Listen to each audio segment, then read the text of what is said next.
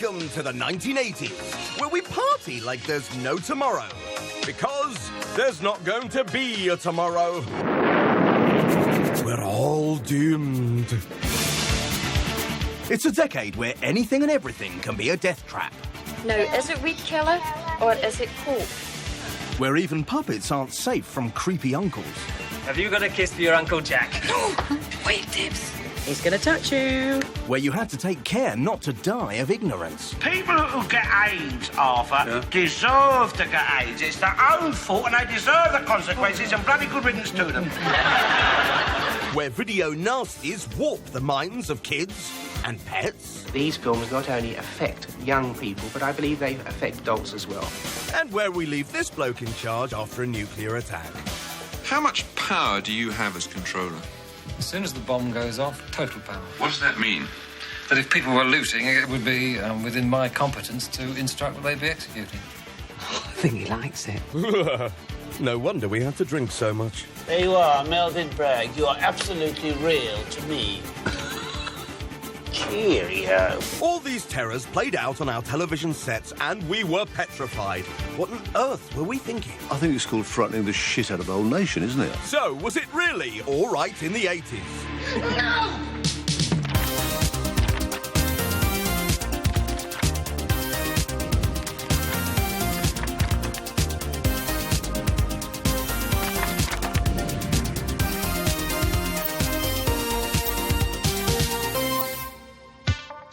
In the 80s, thanks to the portentous posturing of the superpower presidents and the rhetoric of our own Iron Lady, we'd been left cowering in the shadow of the Cold War, which was growing chillier by the day. Drug abuse suddenly seemed to be on every street in every town. And the things we did for fun became a lot more deadly. To make sure we all understood, the government warned us of these dangers at every opportunity. So be prepared to stick your head between your legs and kiss your backside goodbye. Because tonight we're looking at fear in the 80s.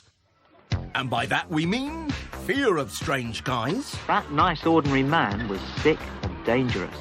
Hello, Coach Feet. Robots in disguise. It has a penis for a nose. And destruction from the skies. Joy and Eric should survive, at least for 17 seconds. Brilliant. We're showing terrifying television to the people who were making shows, those who watched them in the 80s, and some who were too young to know about them. What will they make of what they see? And should we be looking back at this stuff with a sense of humour?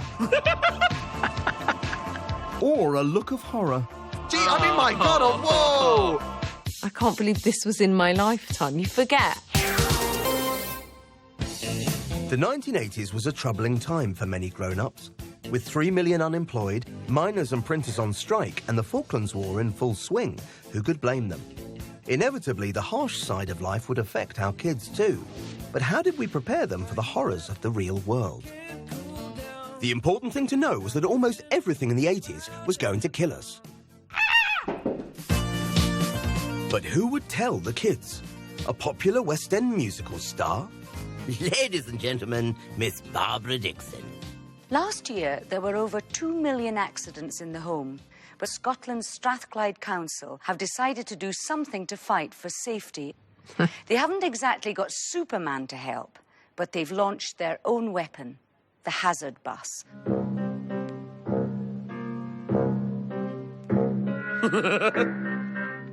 Is this the daytime BBC One version of a video nasty?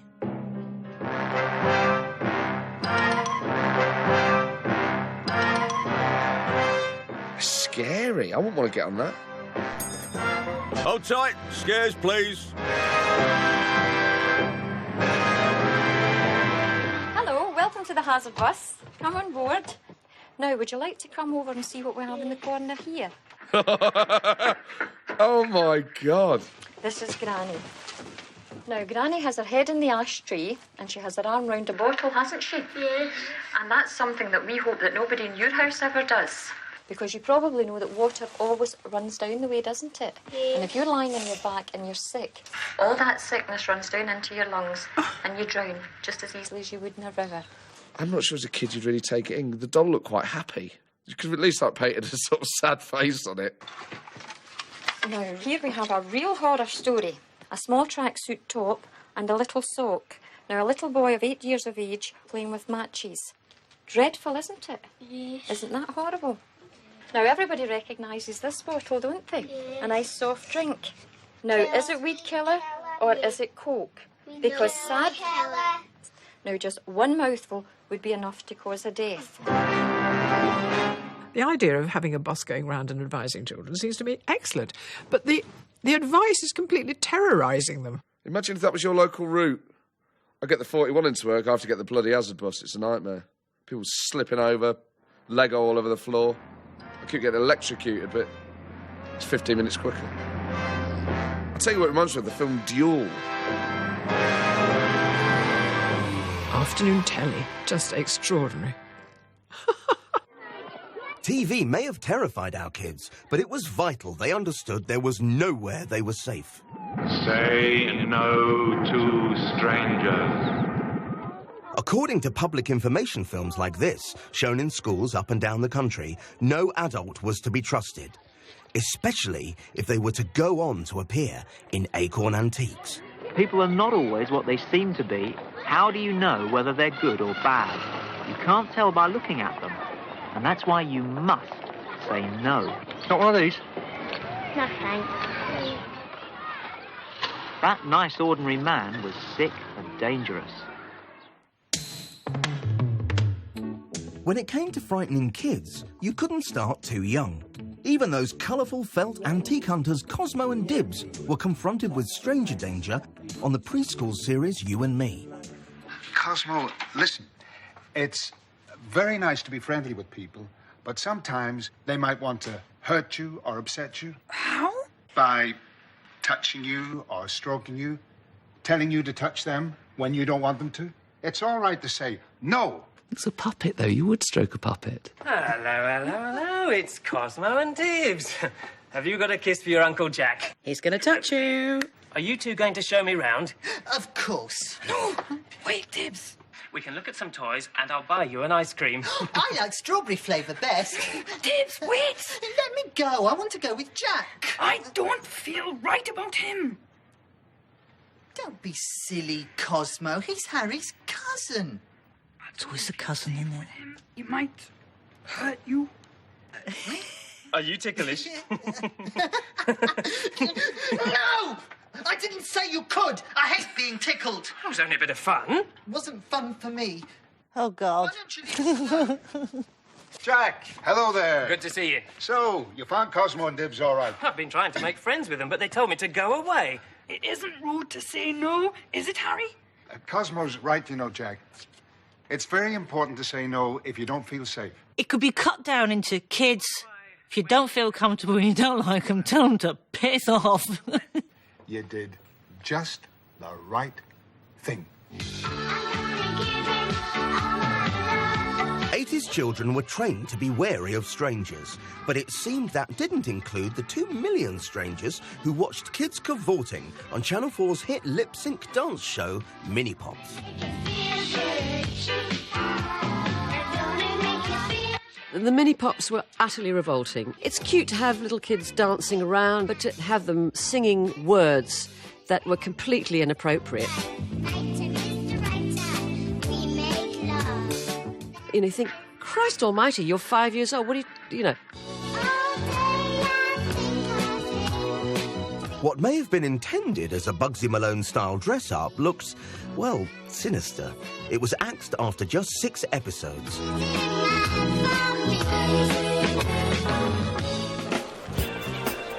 Kids' desire to do exactly what grown-ups do meant that in the 80s, a staggering 11% of 11 to 15-year-olds were regular smokers. Come on, kids. If you want to grow up fast, take one of these. This action-packed anti-smoking campaign was a classic of its time, as DC Comics' Superman battled yellow-fingered nicotine. Not so fast, nicotine. If you want to go up fast, take one of these. With my X-ray vision, I can see the harm cigarettes do inside people's bodies. That's why I never say yes to a cigarette. This place is coming like a... Having successfully driven our kids out of the tobacconists, they just popped next door and got their thrills in the hardware shop. Then at my school, you didn't get to go to the toilet. They were closed. Toilets were closed for a long period in our history because of glue sniffing. BBC Two's late morning schools programme Scene had a clear message to scare kids off glue. Would it stick in their minds or just up their noses? Glue isn't the only product that can be used. Paint, nail varnish remover, various aerosols, lighter fuel. They all contain solvents that give off an inflammable vapour. This is like an instruction manual for sniffing glue. And it's that vapour that's breathed in. Within a matter of minutes, there can be behaviour which can be likened to being drunk, and people react much more slowly. Then hallucinations may develop. Where you can see how you want, and cars, if you want to see cars. Surely you could just go outside and see a car. Dracula, Frankenstein, things like that. Or if you want to scare yourself, you just scare yourself. It's like your mind, whatever you can think. I never ever saw anyone sniff glue except on television. Some people do become quite aggressive and do have outbursts of temper, for which often they have no recollection after the episode is over. In schools, we're obsessed with sniffing marker pens and Tipp-Ex. Anything that was sort of solvent-based, we were desperate to get a cheap high off. We would do anything to distract ourselves from the horror of the 80s. Glue sniffers running about with coats over their heads may have frightened the establishment, but heroin users were the era's real bogeymen, following a 6-fold increase in use in just 5 years. The actors in this hard-nosed 1987 public information film reenacted drug use to scare teens off skag. Don't be a dummy. Heroin really does screw you up. These things did work for me, because heroin is still my big fear. Obviously, all other drugs are fine, but heroin is still the one that scares me. Amazingly, opiates were even injected into the plot lines of tea-time kids show Grange Hill, whose colourful comic-inspired titles had a teacher administering a smack, just before we saw Zammo Maguire taking some. In a heart-rending storyline, 8 million young viewers watched Roland struggle to stop 15-year-old nice guy Zammo descending into addiction. Zammo, you all right?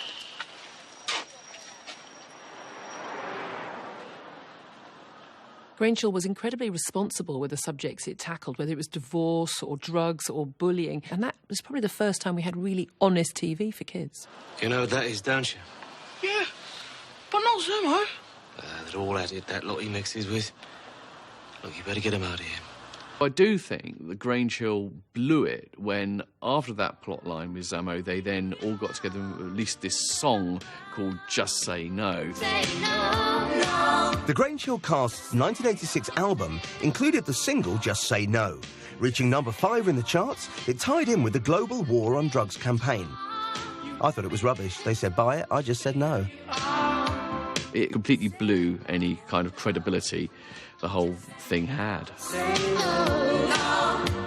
For me, that was slightly the end of Grange Hill being cool. According to the BBC's Sunday Worship, broadcast straight after Postman Pat at 9:15 in the morning, we should all have just said no to another dangerously addictive activity. If you walk down the street and fancy a pretty girl, or if you walk down the street and fancy a dishy guy... Dishy guy. Don't lie in bed fantasising about what it would be like to have sexual intercourse with that person. Don't lie in bed masturbating while you're fantasising in that way. Because that's love turned in on itself, and it has nothing to do with relationships. Talk of wanking on Sunday worship. That is quite extraordinary. Is Jesus condemning us, then, to a life of sexlessness? This was 80s. This was in the time of the AIDS crisis. You'd have thought, have a wank, go on, knock one off into a sock, anywhere apart from into another human being. Next, a working lunch 80s style. Male voluptuous. Voluptuous. Oh, shut up, Bragg.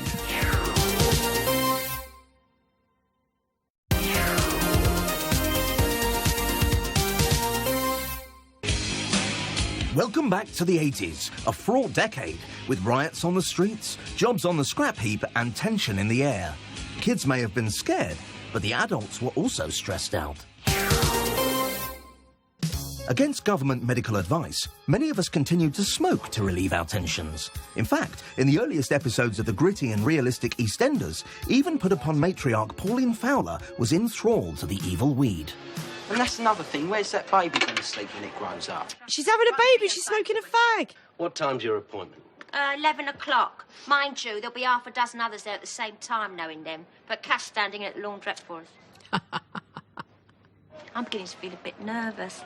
Why don't you give up that smoking? Yes, all right. Well, it's daft, Pauline. It's money going up in smoke. Worried about your money? Don't worry about your unborn child, Arthur. Jesus. Yeah, you've been pinching my fags. What? I had a full packet this morning. I haven't smoked that many. Why would I pinch them? Well, you've made your feelings on the subject pretty clear, haven't you? I mean, what else have I got? A baby in your womb? Usual. What do you want, sis? I don't know. I feel a bit, feeling a bit Tom and Dick, are we? Yeah, just a bit. Can I make a suggestion? Try a Pernod, love. There's nothing like it for settling the stomach. Very sophisticated drink, that is. Oh, well, that should suit me down to the ground then. Yeah, I'll try anything once. Fetuses like Pernod. How times have changed. I smoked and drank through 2 pregnancies. The pregnancy police hadn't really got going in those days, and so we were free to do what we want. In those days, if you saw a pregnant celebrity smoking, they were not suddenly the subject of a Twitter storm, as they might be now. What goes on every single day.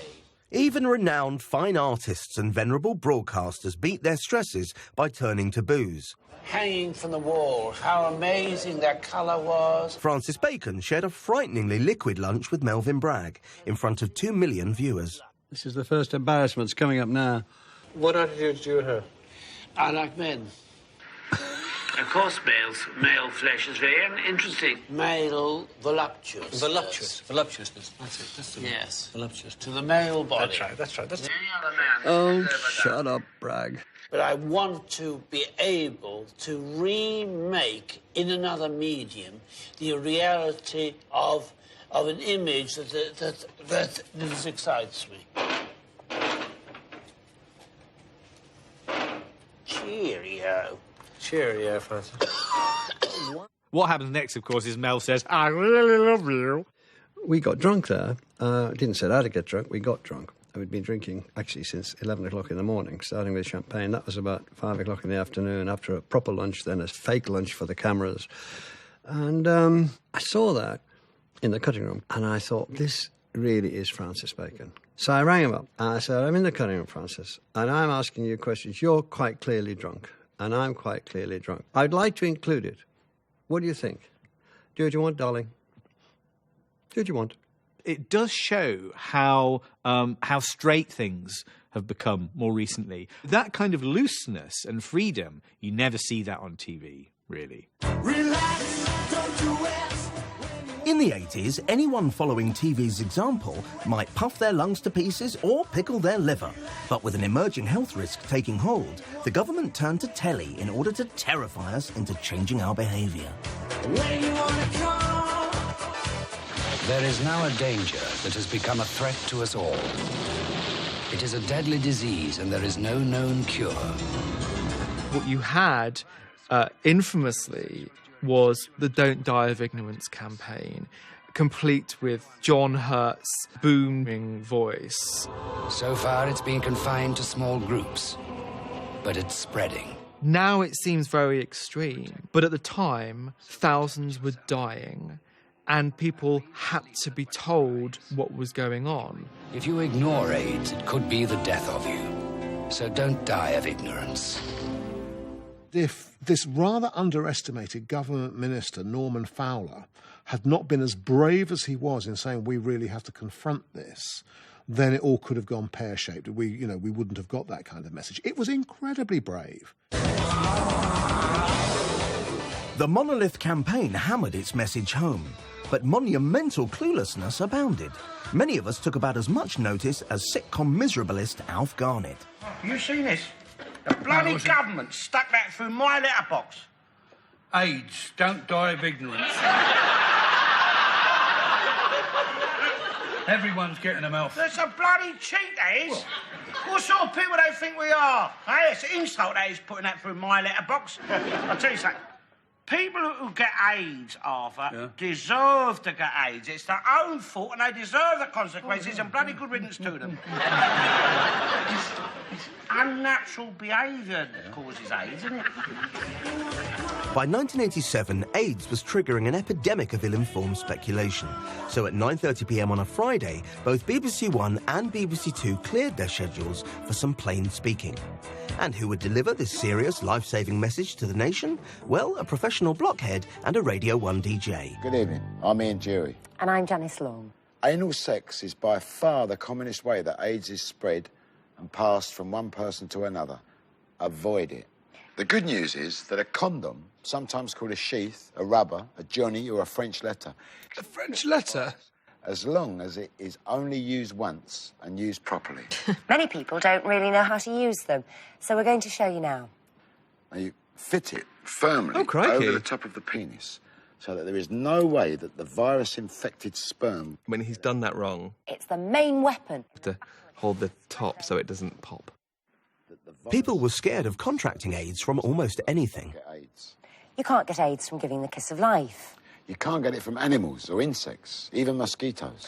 You can't get it from knives, forks or napkins. You can't get it from spoons, cups, glasses. Communion chalices or doorknobs.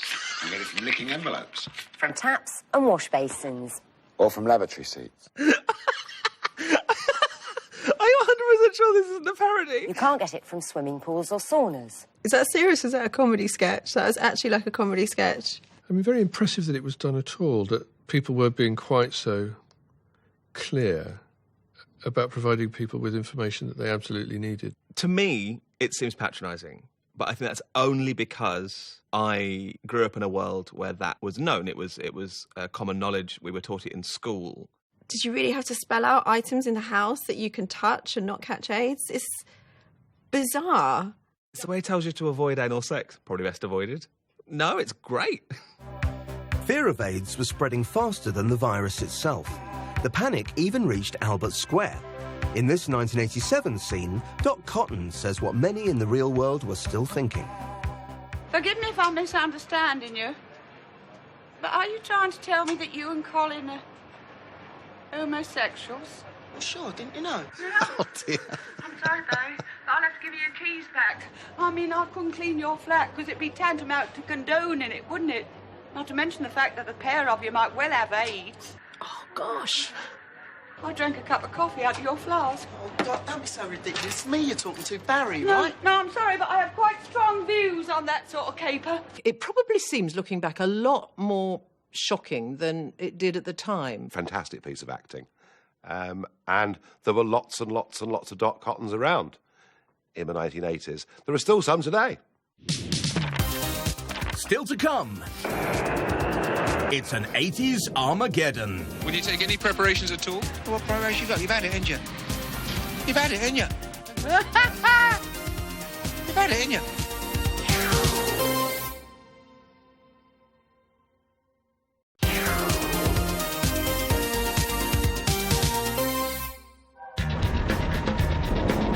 Welcome back to the 1980s, the decade when TV rejoiced in telling us exactly how painfully we were all going to die. The film you're about to see shows what happens when a 1 megaton nuclear bomb explodes over central London. There was this backdrop of paranoia, which was nuclear war. Paranoia about the Cold War hung over the whole decade like the sword of Damocles, if you like. It felt that we could go to war at any minute. The Cold War was running hot, and it looked like the 80s could well be the last decade in human history.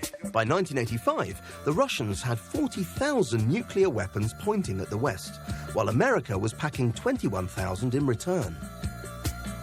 In the UK, we had just 422 warheads, and a government with quaint plans for how we should behave if and when Armageddon arrived. And there was one fresh-faced reporter determined to find them out. In this film, we've attempted to find out how many could survive a nuclear attack, what life would be like after such a catastrophe, and what's being done to help us survive. Paxman with a mullet. 3 days before the feared attack, the government will order the broadcasting authorities to transmit a series of official films telling people what to do. These films are secret, but we have managed to obtain copies of them. They've never been seen before and won't be seen again until nuclear war is imminent.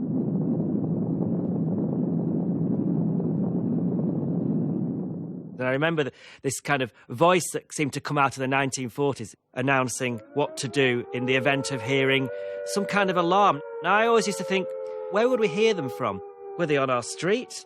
After an attack is over, listen to your radio. If anyone dies while you are kept in your fallout room, move the body to another room in the house. Label the body with name and address, and cover it as tightly as possible in polythene, paper, sheets, or blankets. The government intends to print and distribute this booklet to every home in the country. But while the planners are banking on 3 weeks' warning of nuclear attack, Her Majesty's Stationery Office say it'll take at least 4 weeks just to print the booklet. Marvellous. Since it's official policy to inform people only when war is imminent, it's reasonable to ask what, armed with this ignorance, people would expect to do. What would you do if you heard a warning? Run for it. If a nuclear bomb goes off, you're not going to go, let me just get the guide. Hang on a second. No, I know you're half on fire. I've got to... You just go, ah! It's the time, isn't it? Going anywhere. You've had it, ain't you? Exactly. Had it, ain't you? Would you take any preparations at all? Well, what preparations you got? You've had it, ain't you? You've had it, ain't you? You've had it, ain't you? In the existing sub-regional bunkers, government will be one man. A man with more power than he could ever have imagined, even in his grossest dreams or nightmares. How much power do you have as controller? As soon as the bomb goes off, total power, theoretically. That would include power over the police, fire brigade, all that sort of thing? Yes. And life and death. Powers of life and death? Yes. What does that mean? That if people were looting, it would be within my competence to instruct that they be executed. He's a bit scary. Does having that kind of power, total power, worry you? No. Not at all? No. I think he likes it. Fortunately, the very worst crises attract the very best people. Meet Major Tony Hibbert, leader of his own breakaway organisation. Today, Major Hibbert, Dick, George, Amanda and Margaret... And Timmy the dog? ...are preparing for a radiation cloud hitting a nearby hamlet. I have never seen that before. I can't believe that this doesn't get dragged out on every possible occasion, because it is unintentionally one of the funniest things I have ever seen in my life. Radiation alert! Black building, late cover. Close all windows and stay near core shelter until we tell you it's all clear. If this looks funny now, remember, after an attack, it may be all we have. Oh, my darling, can't you see, young one? Nuclear fear permeated many an 80s show, including the low-budget, squalid-looking student sitcom The Young Ones. These anarchic characters hilariously lampoon the establishment, not least the government's safety instructions. Seriously, we ought to do something about this bomb. I'm going upstairs to get the incredibly helpful and informative Protect and Survive manual. Nobody better touch this while I'm gone. Neil wasn't the only young one worried about nuclear annihilation. Why won't it go off, Mike? In a 1980 opinion poll, a staggering 40% of Brits believed there would be a nuclear war within 10 years. The last tin of beans. Everyone had to be scared. It was a game for the whole family. I used to have nightmares about bombs dropping, and my mother seemed to revel in this stuff. She actually made us sit down one night. There was a BBC documentary, a QED, called A Guide to Armageddon, and they'd said, this is what would happen if they dropped a 1 megaton bomb on St. Paul's. She said, we need to see this, Smira. What can city dwellers do to protect themselves? We shall look firstly at the options open to a couple living in the North London suburb of Finsbury Park. Joy and Eric live at the southern end. He's a musician. She works for a bank. What could they do for protection? Those jumpers would deter any bomb. Most of the booklet tells you how to shelter from the fallout that may follow an attack. These preparations took all day. There was a problem in finding enough heavy materials for the necessary shielding. there was no advice on blast protection. God. How would they survive at 3¼ miles? As far as heat is concerned, quite well. There may be fires in unprotected houses nearby, but Joy and Eric should survive, at least for 17 seconds. Brilliant. So you've piled up all your shit and you're going to survive for 17 seconds. The booklet has another design that's more resistant to blast. It's claimed that it will withstand a 2-story house collapsing on top of it. But although the shelter itself survives at 3 miles, it's right in the centre of the fire zone. This is the area where almost everything that will burn is on fire. That's extraordinary. Inside your shelter, you might not only be roasted, but suffocated. Oh, good. This doesn't seem to have anything to offer except we're all going to die. This is what flying glass can do to a pumpkin. Oh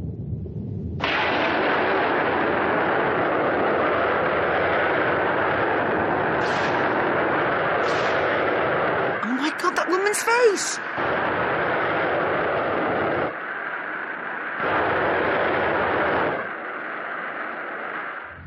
After an all-out attack, how much of that complex world you now take for granted would still be there? Where would you go to find food when after 2 weeks you crawl out of your trench or your concrete bunker? It could be that your real problems will just be beginning. I was waiting for the good bit. It's like, and you're going to die, and you're going to be burnt, and when you come out, there'll be nothing to eat, and you're going to die anyway of starvation. That's awful. I cannot believe that that was a thing that was made and broadcast. People must have been shitting themselves.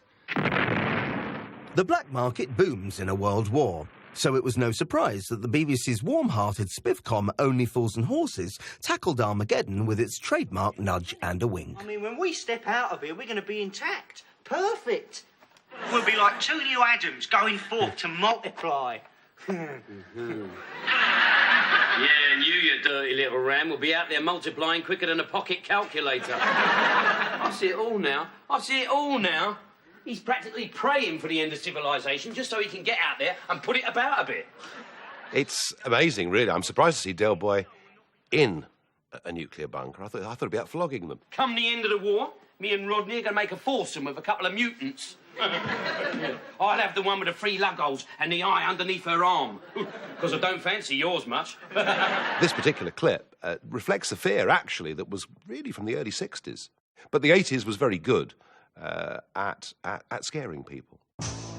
More serious altogether, Barry Hines' harrowingly plausible bomb drama Threads used cutting-edge effects to show 7 million viewers what would happen if a northern English city bit the big one. And according to this relentlessly bleak teleplay, the answer was simply horrifying. I never watched this because I knew it would be too terrifying, and I have avoided ever watching it. And now I'm watching it.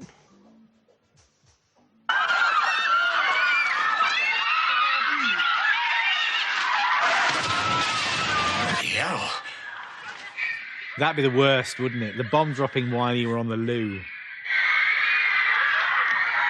The film reveals the chilling effect on the streets of an everyday shopping centre. OK.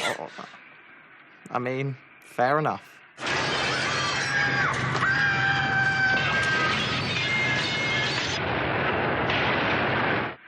God, it's really bleak.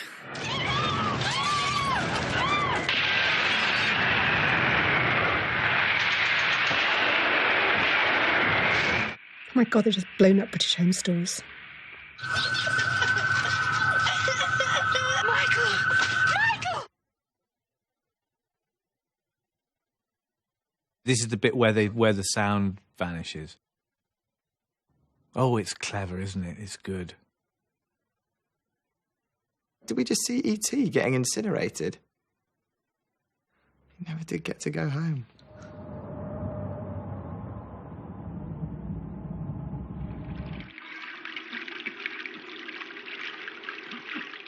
Sheffield's a horrible place, isn't it? I don't think that's the main take-home message of this film, Van. Is it not? I think you've somewhat missed the point. Okay. the thing, this is like put out prime time. I don't know, that was the thing about the 80s. You still had this idea of entertainment being sort of morally good for you, and maybe it isn't fun, but people would sit down and watch it. I don't think that images like that would be broadcastable now. They're of such extremity, such ferocity, such daring, I think, actually, that there is no broadcaster who would be brave enough to show them. And it's not like nuclear weapons aren't here anymore. The Cold War is over. The bombs are all still there. And then to top it off in the 80s, Raymond Briggs brought out When the Wind Blows, and I got it for Christmas. Is there a clean white shirt, dear, ready for... This harrowing 1986 animation from the makers of The Snowman is another tale of a lovable cartoon character watching his close companions slowly disintegrate. It is estimated that the missiles will arrive in approximately 3 minutes. 3 minutes. God almighty, Dutch. There's Do only not 3 leave minutes your to go. homes. Oh, dear, I'll just Stay get the washing indoors machine. and take Come cover. back, you stupid bitch, and Lie get in the down. shelter. How Keep dare away you from talk to me windows. like that, Jack? That Christmas, I spent sobbing underneath the Christmas tree as the old couple in it succumbed to radiation poison. I mean, it was horrific. Oh, look. My hair's coming out. Oh, don't worry, dearest. Don't worry. Women don't go bald. No, that's a scientific fact. Still to come. With me today is Chris Ergens, lecturer in computer science. Chris, what exactly is a computer?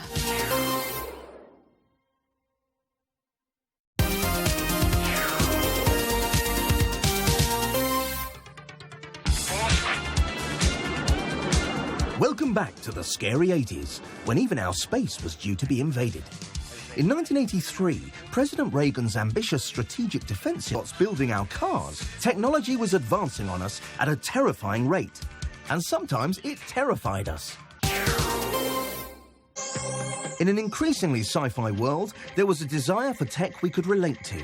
The educational series Computers in Control showed us the efforts made to give machines friendly faces. Hello, Coach Finch. Or not. This one, called Uncle Clunk, is destined for the pizza parlors of the American South.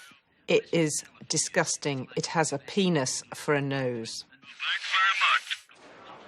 Any of you fellas need a little shave or trim, just get in line here. All right, be neat now. Be neat. That's nice. Now comes the tricky part. They wanted me to sit in the chair, and I said, find yourself another dummy. They can't even use a real human being because the real human being wouldn't trust the robot to do the shave. A slight bug in the programme and you might end up with your head on the floor. To make robots at all interesting, what they were trying to do was introduce an element of fear, thinking that robots, computers, are going to take us over and rule the world. We just love being frightened, don't we? We'll do, by the end of this summer, neurosurgery with a robot.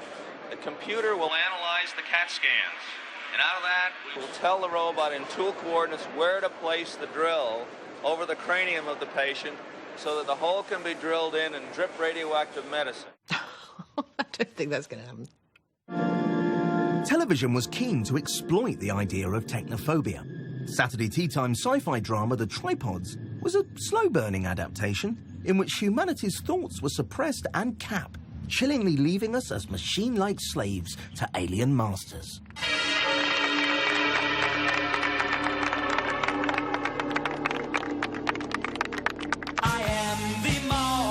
Contraptions of all kinds were cluttering up the country. Humans were starting to look outmoded, with robots lining up to take our place.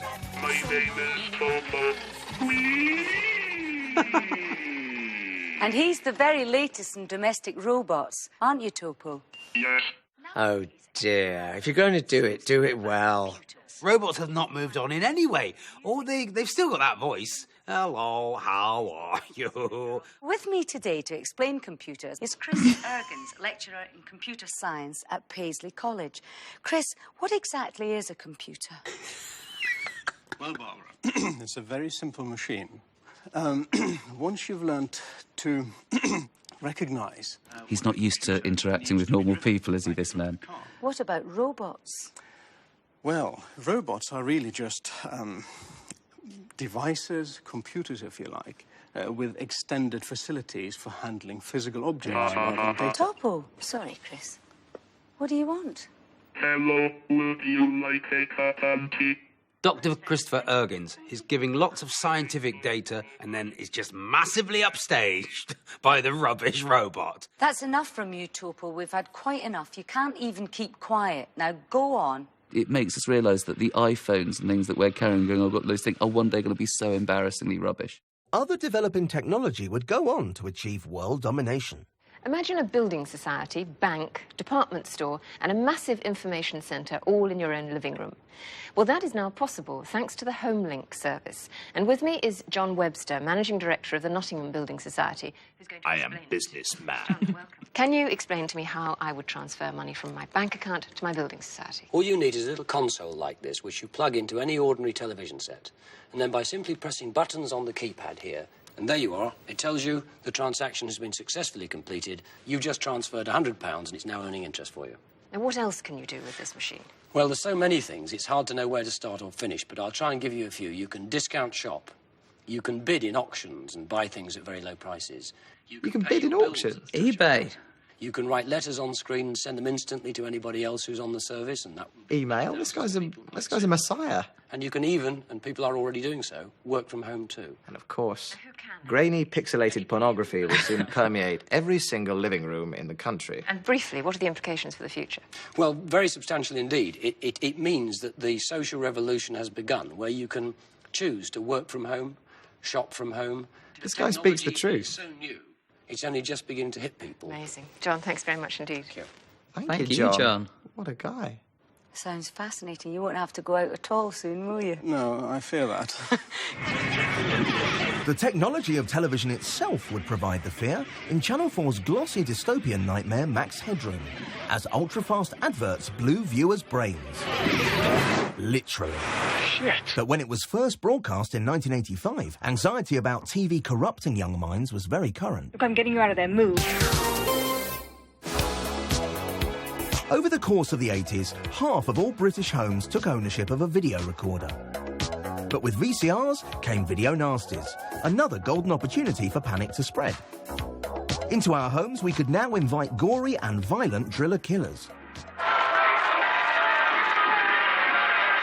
Some chilling Evil Dead uprisings. And blood-curdling zombie flesh-eaters. These and other stomach-churning movies could be hired from any high street video shop. And there was nothing to stop youngsters renting them until the Video Recordings Act of 1984. MP Graham Bright, who introduced the legislation, didn't just fear their effect on children. If anyone can stand up and defend the sort of horrific scenes that I have had to see and other members of Parliament have had to see, I believe they're living in a different world to that world that I live in. Why did he have to see them? And the world that I believe the majority of people live in. I suspect he chose to see them. Those are unacceptable. I believe that research is taking place and it will show that these films not only affect young people, but I believe they affect adults as well. Did he say they affect dogs as well? It certainly sounded like he said dogs, didn't it? These films not only affect young people, but I believe they affect adults as well. It goes far too far. I love that. Which dogs? We may have worried about the poodles, but did we shelter our impressionable youngsters? Well, apparently we thought Keith Chegwin checking out the making of horror films was perfectly fine for his audience of under 10s at 4:35 in the afternoon. Ever since the early Dracula and Frankenstein days, people have been interested in horror films. And in recent years, these have depended increasingly on special effects. Now, this company based at Pinewood Studios specialises in making all sorts of weird and wonderful things for films like Hellraiser and its sequel, Hellbound. Hellraiser? Why are you talking about Hellraiser, Cheggers, you maniacs? It's for kids. Why do you think people enjoy being frightened? To find out more, I spoke to one of the country's top monster makers. So who's this, then? And here we go. It's the Pinhead, a demon from the depths of hell with 100 pins in his mad evil skull. Let's get a nice close-up on that for the kids. There he is. Anything you can think of that's reasonably feasible, we can do with these bits of foam rubber. Gee, I mean, my God, whoa! Come on, guys. What the hell was that? You need to give us a warning that it's coming up. And who's this? This is the engineer from Hellraiser. He was our main monster in the first film. I can't believe it. About 2 foot at the front. There was about 10 feet of him behind that as well. Japanese TV loads of different techniques to create objects and creatures that are, well, strange and horrible enough to feature in films like Hellraiser and Hellbound. Both films were written and directed by Clive Barker. I worry about a 6-year-old coming in and seeing a zombie movie and not knowing what's going on, not understanding that it's just a piece of fiction. The one thing I would hate is for children to ever see any of these horrible... Close-up horrible shot! Nobody's thought that through. Nobody has... Oh, the kids will love that. Let's go and watch prosthetics. But prosthetics of what? Like, things that are genuinely frightening and only designed for over 18s. Baffling. So, decades later, is the 80s an era to be scared of? When I think of the 80s, I think like of massive hair and Whitney Houston and sort of quite a fun sort of like disco and fun time. And then, I don't know, looking at that, it seems the 80s was a lot bleaker than I sort of assumed it would be. It's kind of odd. It's weird. A bit unnerving, really, as well, that broadcasting was being used to what feels quite manipulative, really.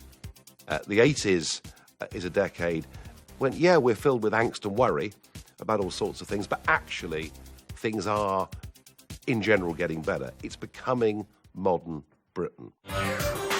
But we're not finished there. Next time, we take a trip back to the 1970s. Yay! And what could be more 70s than this? Letter for you, Mr. Morgan. This is blackmail. He nearly laughed. And I did. So, living dangerously next Saturday. It was all right in the 1970s at the later time of 9:30. A selection process that will reveal every strength and every weakness. SAS Who Dares Wins. That continues on Monday at 9. And coming up next, First Dates, Dirty Dancing, and the news on Channel 4's Gogglebox. Cheerio.